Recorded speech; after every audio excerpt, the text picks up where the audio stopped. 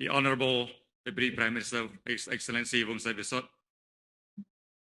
His Excellency Ambassador Justin, I thank you for your invitation for me to be back to the House of the Australian people.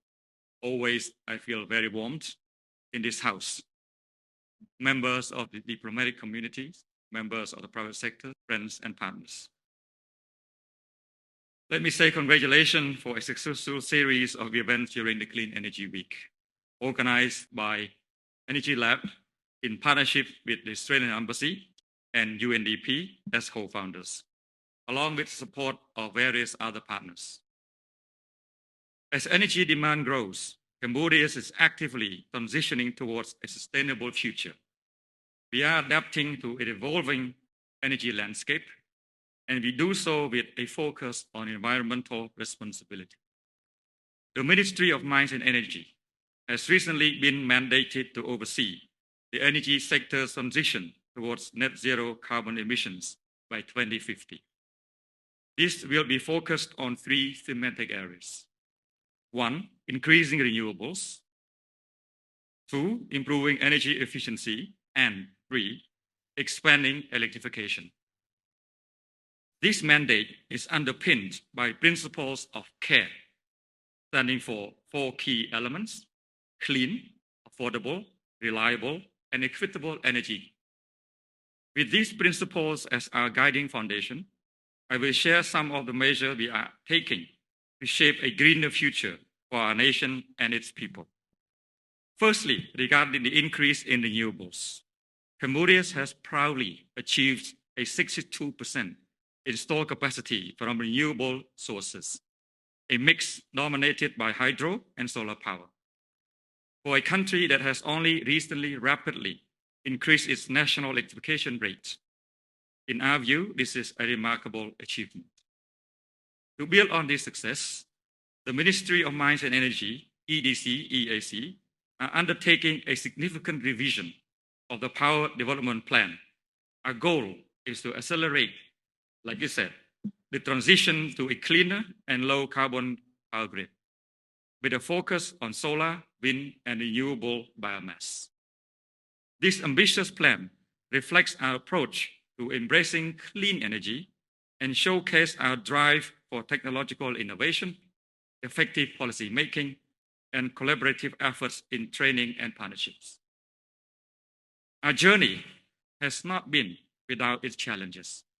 COVID-19 and geopolitical tensions significantly affected energy prices. Yet, Cambodia took decisive steps to safeguard our citizens and industry from these global shocks. By subsidizing electricity prices, we prioritize economic stability and social welfare. This has contributed to our resilience and is evident in our economic performance, with the International Monetary Fund noting an acceleration in Cambodia's growth to 5.2% in 2022. This expansion is partly due to solar panel and electrical component exports. Such industries are pivotal for their contribution to our GDP and moving Cambodia towards a greener and diversified economy. The progress Cambodia has made in renewable energy, particularly in the face of global challenges, is notable. As we continue our clean energy transition, we are determined to build on these achievements and further expand our renewable energy capacity. Moving on to the second pillar, energy efficiency. Efficiency is where our immediate potential for impact lies. The best decarbonized energy is the one we don't have to consume. Before we look at generating more, we should focus on consuming less.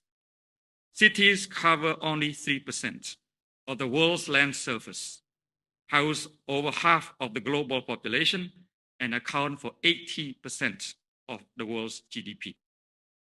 They are also major energy consumers, accounting for 2/3 of global usage and are responsible for over 70% of annual carbon emissions.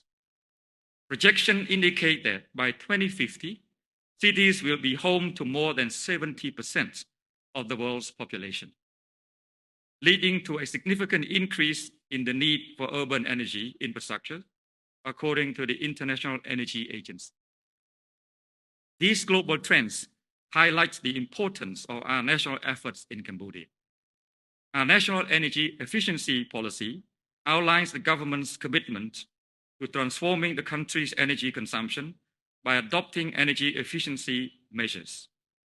The policy set an ambitious target to reduce energy consumption by at least 19% by 2030. Bridge capacity gaps, certify energy professionals, and launch public awareness campaign. We are now also in the process of setting up an energy efficiency committee, which will soon be adopted by sub-decree.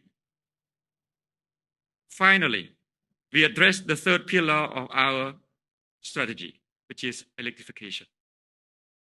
As we produce more electricity from renewable sources, we see the true benefits of electrification. One fundamental aspect of this is our focus on battery storage, which is an essential enabler of renewable energy generation. Our goals for electrification are also reflected in the transportation policies. We are steering towards a future where 40% of our cars and buses and 70% of our motorcycle will be electric by 2050.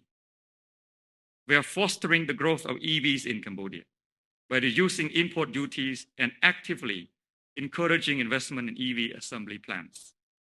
With EVs already accounting for 14% of all new car sales globally last year, the expansion of our charging infrastructure becomes critical, and it is an area we are keenly focusing on to support this transition. Addressing the growing demand for electricity requires enhancing our power grid's capacity and flexibility, just like Ambassador Justin mentioned in the hall minutes ago. This includes adopting smart grid technologies for efficient energy management. Globally, the challenge is substantial. The IEA notes that to leverage renewable resources, we need to extend or improve the grid across more than 80 million kilometers, which matches the entire length of the existing global grid. This statistic highlights the scale of the worldwide challenge and the magnitude of the task ahead of each nation, including the Kingdom of Cambodia. Our approach to this transition is both strategic and gradual, focusing on integrating clean energy from remote wind and solar projects into our urban and industrial areas and across the country. This involves enhancing our grid's capacity and flexibility, ensuring it can meet current and future demands while supporting our green transition. Another critical aspect of this is the role of interconnected power systems. As I emphasized in my recent keynote at Singapore International Energy Week, regional interconnections are essential for boosting energy security, sharing renewables energy, and reducing the environmental footprint of energy projects. Our Prime Minister, Somdech Mahaprabhu Thepadai Hunmanet, is an advocate for Cambodia's journey towards net zero. Having endorsed the Ministry of Mines and Energy to lead the way in the areas of mentioned, a cross-sectoral committee is now being established. This committee will guide us toward our goals and ensure that every step we take is a stride towards sustainable and green Cambodia. Cambodia ranks as one of the most vulnerable countries to climate change. And I have shared some of the proactive measures we are taking to address that. In facing our vulnerability to climate-related issues, we recognize the importance of collaboration. It is a key element in building our resilience, and it is the only way for the global community to tackle global warming effectively. In this regard, Australia's partnership has been invaluable. Through the CAPRED program and other initiatives, Australia has played a pivotal role in Cambodia, showcasing the spirit of international collaboration essential for addressing climate change. Thank you. We look forward to the future projects that will continue to strengthen our partnership. In closing, thank you.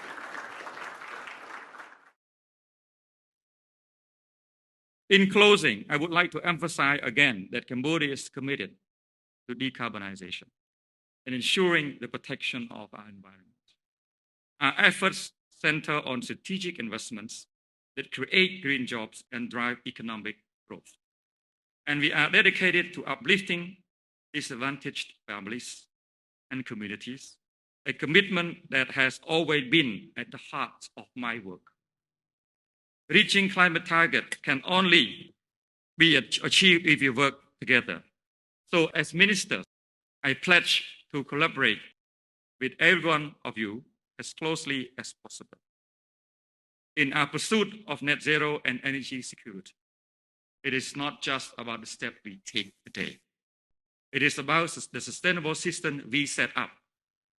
It is about the smart solution we scale and the shared success we can secure, creating a legacy of resilience for our people, our planet, and our future generation. Thank you.